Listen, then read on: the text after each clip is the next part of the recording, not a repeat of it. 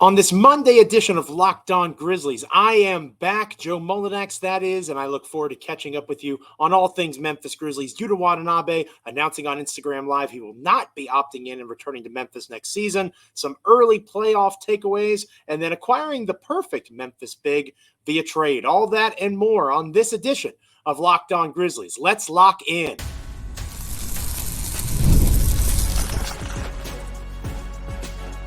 You are Locked On Grizzlies, your daily Memphis Grizzlies podcast, part of the Locked On Podcast Network, your team every day. I have missed doing that intro. I have missed you so much, dear viewer, dear listener. It is I, Joe Mullinax, flying solo on this Monday edition of Locked On Grizzlies, taking over for my partner, DeMichael Cole, who picked up so much of my slack last week. It was a crazy week, I'm not going to lie to you. Did not feel my best. Lots of things going on in the old Mullinax household last week, but we're all good now. Everything's straight. We are flying high and feeling good on this Monday edition of Locked On Grizzlies, and I'm so glad that you're here with me to experience a fun off-season edition of the program. It is much appreciated. Today's episode is brought to you by Game Time. Big fan of the good folks over at Game Time. Download the Game Time app, create an account, and use the code LOCKEDONNBA for $20 off your first purchase. Here on Locked On Grizzlies, we are proud members of the Locked On Podcast Network, your team each and every single day. Like, comment, rate, review, subscribe, wherever you get podcasts, Amazon, Apple, Spotify, YouTube. Make us a part of your NBA and Memphis Grizzlies content consumption each and every time an episode drops. Again, I am Joe Mullinax, one of your hosts. My co-host, Michael Cole, picked up my slack there at the end of last week when I was not feeling well. Appreciate him getting a couple of episodes for me. I am happy to return the favor this week. We'll be back together coming soon, I promise. I do think the show is at its absolute best when he and I are together. But DeMichael did a great job last week in my absence, and I'm going to fill in for him today as he gets a well-deserved day off. He did a great job covering lots of different aspects of Breakdown Day from last week, but an interesting piece that broke relatively over the weekend was Yuta Watanabe. And we've talked about the roster crunch for Memphis, right? There were a lot of guys, 14 or so. How were all of these pieces going to fit moving forward? Yuta Watanabe was one of those players that we all just kind of assumed was going to be part of the Memphis Grizzlies experience next season because he had a player option. He could have opted in. Highly unlikely he was going to make more than, I think, $2.9 million on the open market. It made sense for him to opt in, get that money. Even if he wanted to get waived, maybe force Memphis to waive him, right? Whatever the case might be. That was the assumption, right? Because Yuta missed most, if not all, of the last 10 or so games for Memphis due to personal reasons. Whatever those personal reasons are or were, they're not our business, of course, and the team, I'm sure, was privy to that information. But Yuta's mental health, Yuta's well-being, all of that takes precedent over everything. And on Instagram Live, he announced that he was going to not be opting in to his player option. Now, there's trade-offs to this, right, for Yuta. If he had opted in, again, the red-blooded American perhaps in you says that's $2 million, almost $3 million that he's leaving on the table. That's a lot of money to just pass on, right? But if Yuta had opted into that contract, the Memphis Grizzlies could have done whatever they saw fit. Yeah, sure, they could have waived him, but they also could have tagged him as part of a trade, sending him somewhere else. We'll talk about trades later on in this episode. You know how I love trades. If you're an everyday or if you've been following my career going back to the Grizzly Bear Blues days, I love me some trades. Yuta could have been a part of that process. And while he may be comfortable in Memphis, he's used to Memphis. He had a history here, of course, before he left. The flexibility and freedom that player option provided him means that he, now that he has opted out, can make whatever choice he wants to. And it sounds like via his Instagram Live, he is planning on playing in Japan. That's wonderful. Good for him. If that's where he wants his basketball journey to take him. Professional athletes, I've said this a couple of times here on the show, you have a finite amount of time to take advantage of the athleticism that whatever gods may be have granted you and your own work ethic, investment of time and treasure has built upon, right? So whether it's maximizing the amount of money that you make, which is what most people choose to do, I'm totally cool with that. That makes sense. Go get the bag, so to speak. But you also, when you sign a contract with a player option, it gives you that flexibility if you want to become a free agent, if you don't want to be connected to the team that you are a part of any longer, or in the unique case of Yuta, maybe you want to head to Japan and have that experience and go to that route and be more comfortable. Maybe it is something that Yuta values at this point of his career for whatever reason. And again, not necessarily our business. Wonderful for him that he has that option and he has that choice. So good for Yuta. We wish him well here at Locked On Grizzlies. I'm sure most folks, if not all folks, do. He wasn't a major part of this past season that just concluded, but he has been a part of Grizzlies history in the past, Grizstory, if you will, and he has made a choice to move on from Memphis. We wish him well. That frees up a roster spot, right? And from a Grizzlies perspective, this kind of makes life a little bit easier, because you have a little bit more room to work with. Now, holding on to a Lamar Stevens or bringing back in a Lamar Stevens, even without another trade, you could still theoretically do that, right? There are options that the Grizzlies have with that open roster spot. If you want to turn Scottie Pippen Jr. into a standard contract and open up that two-way deal, you can. Now, would I do that? No. I think there's better uses for that roster spot, and we'll talk about that throughout the offseason upcoming. Scottie Pippen Jr. is under contract for a two-way deal anyway. Derrick Rose has announced that he's returning next season. He's under contract.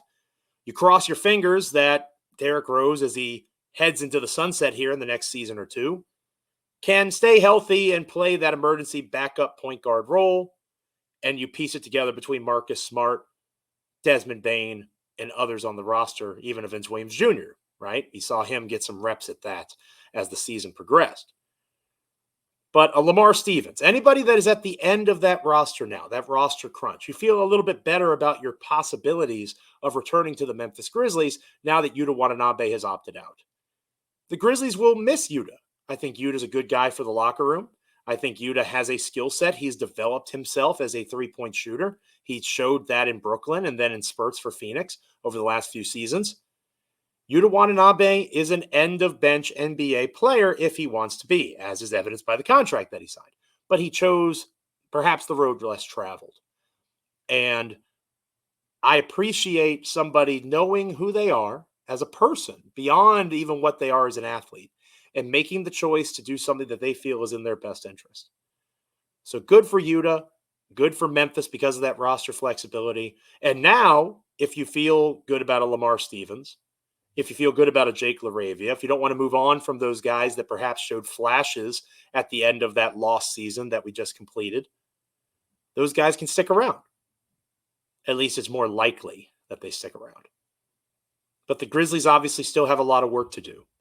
They have to figure out who they're going to be in terms of their starting five, how they're going to address the center position. Zach Kleiman talked about that a lot at the breakdown day. He basically guaranteed that Memphis was going to make some sort of move for a big. Is it in the lottery in the NBA draft with the Donovan Clingan?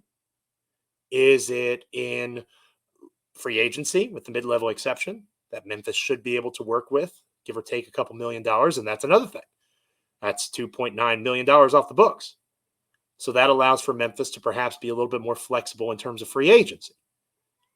Or do they make a trade? And that's something we'll talk about later on in the show, for a big that, statistically speaking, does a lot of impressive things that fit the Memphis mold in terms of defense, creation for himself and for others. And he may be falling out of favor with his current team. We'll be talking about that here later on in the show. But Yuta Watanabe opting out, announces it on his Instagram Live. Yuta, thank you for all you've done in Memphis. Again, this past season, it wasn't as big of a role as maybe anticipated when that trade initially happened, or maybe it was. Depending on your perspective, that trade was more so about draft capital and that sort of stuff anyway. But regardless, kudos to Yuta for, even above everything involving his NBA playing, being true to himself. That's one of the more challenging things that you have to do at times in this life. And I think he nailed it in this particular case. In my opinion, doesn't really matter, right? Because at the end of the day, it's about what Yuta Watanabe wants. So Yuta Watanabe announcing he is opting out. That means that is an open roster spot. And I'm sure DeMichael and I will talk about the grander prospects in every different type of angle as we continue to grind forward here on this offseason, beginning of the offseason for Locked On Grizzlies. When we come back here on Locked On Grizzlies, we are going to talk about some early NBA playoff takeaways, the series that was over before it began, basically, how cool it is to have a undisputed number one player on the planet, all that sort of stuff. Got a couple of takes on the current state of the NBA playoffs without the Memphis Grizzlies in them, which is still kind of sad to say. We'll talk about that next here on Locked On Grizzlies. But first, this episode of Locked On Grizzlies is brought to you by Monopoly Go. We've all been there, either as a player or as a fan. It's halftime. The scoreboard is not looking good. You are nervous. You're sweating. Knees weak, arms are heavy. Vomit all on your sweater already. Mom spaghetti. Sorry, I just went on Eminem there. You're feeling low, not sure if your team can pull out the win, but you dig deep, lift your head up, say it's time to get back in the game, and take as much of my friends' money as I can. That's right, I'm talking about the smash hit mobile game Monopoly Go. Compete with friends, get the most riches, the biggest empire. It's the Monopoly that you love, but on your phone, anytime with tons of new twists, including leaderboards to compare your progress to your buddies. There's so much to do. Countless dynamic Monopoly boards, charging other players for rent on iconic properties, and you can smash their landmarks and force friendship bankruptcy with a wrecking ball. You can even work with your friends to crack open community chests and in tournaments to get extra rewards and climb the leaderboard. So get back out there, put your game face on, and download Monopoly Go now, free on the App Store or Google Play. This episode of Locked On Grizzlies is also brought to you by Game Time. Again, I'm a big fan of Game Time. Anytime I'm looking for last-minute tickets, take the kids to an event, go see something with a buddy or my wife, Game Time's one of the places that I like to go check out. Major League Baseball game, National Hockey League playoffs, obviously the NBA in full effect. Browsing through the Game Time app allows for you to see all the amazing things that it can provide, whether it's last-minute deals, flash zone deals, all-in pricing. You get the view from the seats that you pick. Every ticket you can possibly sit at, you get a panoramic view, and you have the lowest price guarantee, or Game Time will credit you 110% of the difference. Your purchase is covered with the most flexible customer service policy in the ticketing industry. Take the guesswork out of buying tickets with Game Time. Download the Game Time app, create an account, and use code LOCKEDONNBA for $20 off your first purchase. Terms apply. Again, create an account and redeem the code LOCKEDONNBA for $20 off. Download the Game Time app today. Last minute tickets, lowest price, guaranteed. On this episode of Locked On Grizzlies, we are obviously going to focus on the Memphis Grizzlies. That is our bag, right? Here on Locked On Grizzlies. That's our MO. But I don't know about you. I'm getting the itch to talk playoff basketball because the Memphis Grizzlies are, of course, not currently in the playoffs, which is a major bummer. We can all agree on that, hopefully. We can all agree on that. It was the right decision to tank and all that stuff, especially once Ja got hurt, yada, yada, yada. Let's move on. Still, in the first season of the Ja Morant, Taylor Jenkins, Zach Kleiman era, there is no postseason basketball for the Grizzlies. And I'm watching more NBA playoff basketball than I normally do when Memphis is out. Because again, I have become accustomed to watching these guys play postseason basketball. And a couple of things that I took away from the weekend that was, right? First off, the Boston Celtics-Miami Heat series was over before it started. And I don't mean to disrespect Heat culture and Eric Spoelstra, who's a phenomenal coach. They do tremendous work over there, right? But without Jimmy Butler and the strength of the Celtics, even more so than missing Jimmy, is just how good the Celtics are with Jason Tatum and Jaylen Brown, Derek White having the renaissance season that he's had, Kristaps Porzingis. Again, remember the trade that brought Marcus Smart to Memphis. The Celtics somehow got 2 first-round picks in addition to Kristaps.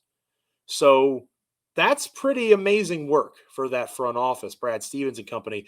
And Joe Mazzulla and that crew look like they're clicking on all cylinders. I do think there's teams like Philadelphia, if they get out of their series with the Knicks, and we'll talk more about that Knicks series later on in the show, Knicks-Sixers. But beyond that, whether you're looking at that series between Philly and New York, which is going to be a bloodbath, I think, whoever finds a way, the Bucks without Giannis are probably cooked, right? It seems like things are set up for Boston to make a run and to get to the NBA Finals, give or take a step or two. Boston's just that good. They're a historically good basketball team, the likes of which we haven't maybe seen since a squad like the Warriors with KD, Steph, Clay, Draymond at their peak several years ago. That's the Eastern Conference. Things are pretty clear in the first round there. Out West, there's only one thing that's really clear, at least in my opinion, because I think you can make an argument that anybody can push Oklahoma City. As good as they were in the regular season, as strong as SGA has been and Chet Holmgren and all the other wonderful players there for the Thunder, they are so young. Even younger, or as young, as what Memphis was a couple of years ago when they made their first appearance as the number 2 seed in the Western Conference. And while, the Pelicans are banged up, no Zion, maybe OKC gets out of the first round, that's got to be one of the weaker first seeds, 1 seeds in a long time. And maybe the Thunder will come out and prove me wrong, and they'll show that experience doesn't matter as much. But once they get out of the first round, I don't necessarily see them surviving whoever wins the Mavericks and the Clippers series. The Mavs have been one of the hottest teams in the NBA leading up to the playoffs. The Clippers, if they get Kawhi back, that's a major question. Kawhi Leonard out due to injury, missed game 1. However that series plays out, I think the winner of the 4-5 matchup beats OKC. That's just me. On the other end, I think it's the Nuggets series to lose. Whether it's the Lakers, whoever wins Minnesota and Phoenix, I think the Denver Nuggets are the team. And again, Boston, I would almost pencil them in for the NBA Finals right now. That's one of my main takeaways from the weekend that was in the NBA playoffs.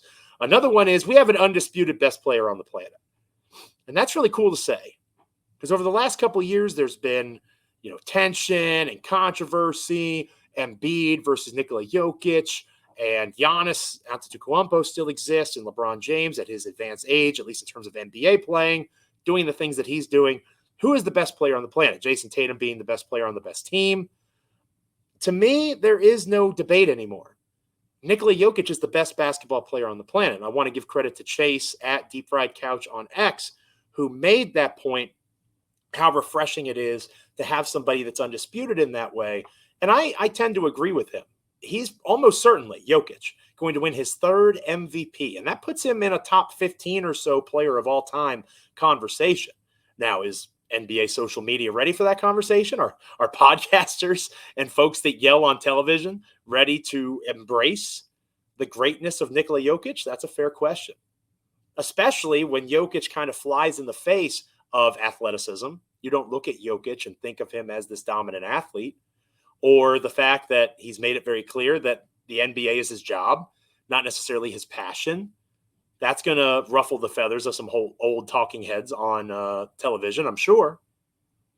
But Jokic is elite when it comes to understanding the game. It's like watching a maestro conduct a great symphony when he plays. And that's not hyperbole. If you watch Jokic against the Lakers, even despite the fact that Los Angeles has better athletes, Anthony Davis and all of his gifts, Jokic just understands so much of the game at a level that very few people have ever been able to comprehend. And obviously we can't get in Jokic's head, but we can see it in the way that he acts, how he seems a move or two ahead of whatever defense he's going against. His own personal defense has gotten better as time has gone on. Nikola Jokic likely to win his 3rd MVP. To me, he's the undisputed best player on the planet, and I have Boston and Denver making the NBA Finals. That is my almost chalk, right? Because the Nuggets are the 2 seed, Boston's the 1. I don't see OKC getting past the Mavericks or Clippers, so whoever you personally have winning that series, I think you can have beat the Thunder. But I think Denver makes a back-to-back NBA Finals. I think Boston makes the Finals, and that's going to be really hard. Boston in 7, maybe. I think that's going to be an all-timer of an NBA Finals if it does come to be. What about you? What do you think watching the playoffs over this past weekend? Do you agree with my take on Jokic? Do you agree with the Boston-Denver championship series? How do you feel about all that? Let me know in the comments below, however you're taking in the show. When we come back here on Locked On Grizzlies, there's a series going on that I mentioned a moment ago, Knicks, 76ers. There's a big that started that game for New York that did not finish that game for New York, played less than 20 minutes for New York. Is he in the Knicks' plans long term? And if he's not, could Memphis perhaps take advantage of acquiring one Isaiah Hartenstein as an option beyond selecting a Donovan Clingan or someone like that in the NBA draft. It would have to be a sign and trade, that sort of deal. Maybe Memphis can find a way to swing it. We'll talk about how and why coming up next here on Locked On Grizzlies. But first, I mentioned a moment ago, Jokic wins his third MVP. Is he one of the best of all time? People on ESPN and Fox News, or Fox Sports, are going to lose their minds, right? Having to turn down the volume when that debate happens because people are going to yell and scream and get upset. Switch to Locked On Sports today if you're tired of the loud noises. A free 24/7 streaming channel program for you every day to bring the biggest stories without all the screaming. Locked On Sports today brings you can't-miss analysis, opinions, and news, streaming 24/7 on YouTube and on the free Amazon Fire TV channels app. It's part of the Locked On Podcast Network. Of course, your team each and every single day. This episode of Locked On Grizzlies is brought to you by PrizePicks. Get in on the playoff action. Win up to 100 times your money on PrizePicks as you and the world's best players take the game to a new level during the basketball postseason. Plus, NHL hockey is in its playoffs. Baseball has just gotten underway. It is a great time to win up to 100 times your money on PrizePicks with as little as 4 correct picks. You can turn $10 into $1,000 with basketball, hockey, baseball, all sorts of entries today on PrizePicks, America's #1 fantasy sports app. It's a blast over on PrizePicks, players, stats that you might be interested in picking. Again, you're playing the numbers. You're not playing other people. You might want to select Steph Curry scoring more than 29 points, Nikola Jokic getting more than 10 rebounds. It is a wonderful way to enjoy the game. Check out PrizePicks. Download the app today and use the code LOCKEDONNBA for a first deposit match up to $100. Again, download PrizePicks today. Use their app. Use the code LOCKEDONNBA for a first deposit match up to $100. PrizePicks. Pick more, pick less. It is that easy. It absolutely is with PrizePicks. When we come back here on Locked On Grizzlies, closing out the show, talking about a trade target that may be more available than we realize. Stick with us. Welcome back to Locked On Grizzlies. I am Joe Mullinax, closing out this Monday edition of the program, flying solo, again covering for DeMichael Cole, not necessarily covering, giving a deserved day off to the Commercial Appeals Memphis Grizzlies beat writer. It was a week where he could have relaxed a little bit more. His regular season grind had ended covering the team.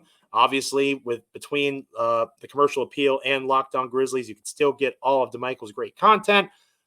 He deserved a day off, right? And I'm more than happy to oblige since he helped me out last week. Thank you so much for being with us on this episode. We talked about Yuta Watanabe opting out, or announcing that he's opting out of his player option, giving Memphis more roster opportunity. We talked about some playoff takeaways. Boston, in my opinion, walking basically to the NBA Finals, and then Nikola Jokic being the best player on the planet. Undisputed. I'm happy to make that claim. Another series that's going on in the NBA playoffs as we speak. Philadelphia 76ers, New York Knicks. I think that could be the toughest eventual opponent for the Celtics, whoever wins that series between New York and Philly.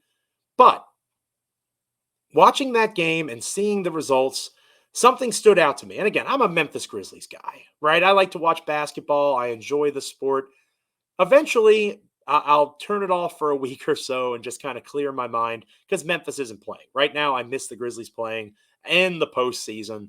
I'm going to keep watching at least a little bit. And I watched a decent chunk of Knicks Sixers. And I noticed as the game went on that when Isaiah Hartenstein, who has been an important piece of the Knicks over the course of this season, with Mitchell Robinson out due to injury, did not play as much against the 76ers. And that intrigued me because the Knicks, who won the game, 111-104, they relied on Mitch Robinson as opposed to Hartenstein. Hartenstein only logged 18 minutes in the game, 7 rebounds, 3 assists, 2 blocks. They must have deemed that he didn't have it in this contest, and they rode Robinson instead. The Knicks and Tom Thibodeau, the head coach of New York, notorious for big minutes and playing guys a lot of run. Only 8 dudes played in terms of a rotation in game 1 for New York. Compare that to 9 and, just a few minutes for the 9th man for Philly. But still, the rotation was tighter for New York, and Hartenstein fell out of it. He makes a lot of sense for Memphis. He checks a lot of boxes if the Grizzlies wanted to go that route. Now, Hartenstein is probably going to make more than whatever Memphis could offer in terms of a mid-level exception. He is a talented big who is a solid rim protector, has a pretty impressive frame, right? Bigger body, able to set strong screens. He does a lot of the things for New York, or has done a lot of things for New York, that Memphians loved watching Steve Adams do for the Grizzlies. 7 foot tall, 250 pounds. This is a guy who can do a lot of things for the Grizzlies, and he's only 25 years old, right? Or in theory, could do a lot of things for the Grizzlies, and he's only 25 years old. He fits the timeline. What kind of contract might it take? Maybe a 3-year, $36 million type of deal. Again, a little bit more than the mid-level exception, perhaps a little bit more than Memphis could afford to offer on their own. And in order for the Grizzlies to give that type of a deal to a Hartenstein, it would probably result in them having to do some sort of trade in terms of a sign and trade. What could Memphis offer the Knicks for a guy who is a solid rim protector, one of the better ones this past regular season in the entire NBA, solid screen setter, creates well off of the passing game, off of screens, direct handoffs, off the elbow. Again, a lot of what Hartenstein does aligns with what Adams was able to do. And again, he's 25 years old. He's younger, more mobile, might be a better fit for this core in terms of their current time frame. Zaire Williams, John Conchar, and the second-round pick for Memphis that'll probably land somewhere in the mid-30s. Is that enough? It's enough financially, going off of what I just detailed in terms of a $36 million type of contract. It would fit in terms of meeting the parameters of a trade. But is that enough for the Knicks? Are the Knicks interested in a project like Zaire Williams? Are they interested in a very, very, very, very, very poor man's version of Josh Hart and John Conchar? Don't you dare compare Josh Hart and John Conchar. But the numbers, Joe, the numbers back it up. My eyes tell me they're not in the same stratosphere, dear listener, dear viewer. But there's no denying the Conchar could be a fit as an end of bench, end of rotation type of player for New York. Would they be interested in such a swing? Maybe they'd like the draft pick more than they would care about whatever players returned. Whatever the case might be, I think there might be something there, and I think Memphis should explore that option. Because don't get me wrong, I'm fee-fi-fo-fum, right? I would take Donovan Clingan in the lottery. But as I've said before, and I'll continue to say, there's many ways to address this issue. I would do it by basically bringing back the entire team and drafting Donovan Clingan and moving along. And you don't have to start Clingan. He could eat 20 to 25 minutes off the bench as your third big in the game, playing alongside Brandon Clark, Jaren Jackson Jr., Santi Aldama, whatever the case might be. That's how I would do it. But you could probably find somebody for the mid-level exception. It wouldn't be somebody like a Hartenstein. But you could probably take some swings, and we'll talk more about that on future editions of Locked On Grizzlies. We've talked about Nick Richards on here in terms of trade. He only makes $5 million this coming season. Would be cheaper to acquire him in theory. That second-round pick and Zaire. Maybe the Hornets are more in a method of thinking that would be more attractive for them, taking on that younger player for development purposes. Maybe that makes more sense. And you certainly don't have to start Nick Richards, right? But he's a big who does a lot of the things that Memphis needs a big to do, a true, legitimate big man. But Hartenstein, if you are of that persuasion, maybe he's falling out of favor in New York, not because he's bad, but because they have so much depth in terms of Mitch Robinson already being there. He's a talented player. He's somebody that surely New York wants to continue to invest in. If Hartenstein is available, I would make a call. And that way, if you address the center position in that particular fashion, now you have the ability at 7, 6, 8, maybe Memphis moves up, moves back a little bit, whatever the case might be, according to lottery odds. You can take the best player available, the best guy on your board. I still find it hard to believe that it wouldn't be Donovan Clingan. But again, maybe it's not. Maybe you want a guy that can handle. Maybe you want to replace a Zaire Williams with a Zaire Williams-esque type of player. I'll leave that up to their front office, and I'll continue to develop my own board, as I'm sure DeMichael will as well. But keep an eye on the center situation in New York. There might be some opportunity there for Memphis to bring in a guy who can help them a heck of a lot at a position of need and not have to use that pick in the lottery for that purpose. Something to keep an eye on for sure. Thank you so much for being with me on this episode of Locked On Grizzlies. It is much appreciated. Again, make sure you're checking us out on YouTube, Apple, Spotify, Amazon, however you get your podcasts. Make sure you're liking, commenting, rating, reviewing, subscribing. Emphasis on subscribing. Continue to make Locked On Grizzlies a part of your NBA and Memphis Grizzlies content consumption as the offseason grinds forth. We are together again on Tuesday's edition of Locked On Grizzlies, aiming for a reunion between myself and DeMichael, talking playoff basketball, maybe starting some player reviews, looking at things we want to see John Morant get better at, Desmond Bane, starting at the top of the Grizzlies. Because as cool as it is to talk about the end of the roster and Yuta Watanabe, Lamar Stevens, if Yuta had opted in, he's not making a dent in terms of being a championship contender. It starts with the very best that Memphis has to offer. And if they want to compete with the Denvers and Bostons of the world going into next season, they're going to need guys like Ja and Dez and Jaren Jackson Jr. to carry their weight. So that'll be our continued focus of conversation coming up on our next and future episodes of Locked On Grizzlies. Thank you again for being with me. Make sure you're checking out Locked On Sports today. Make sure you're visiting all of our wonderful sponsors. And most importantly, make sure you're taking care of yourself out there. All right. It can be dangerous out there on this here internet. Make sure that you're enjoying life and living it up and enjoying basketball. That's one of the positives. You don't have to have that much of a vested emotional interest because the Grizzlies aren't in it. But maybe you're picking a team to support along the way. Until next time, I'm Joe Molinak. Stay locked in. Apple, Amazon, Spotify, YouTube. Like, comment, rate, review, subscribe. We'll catch you next time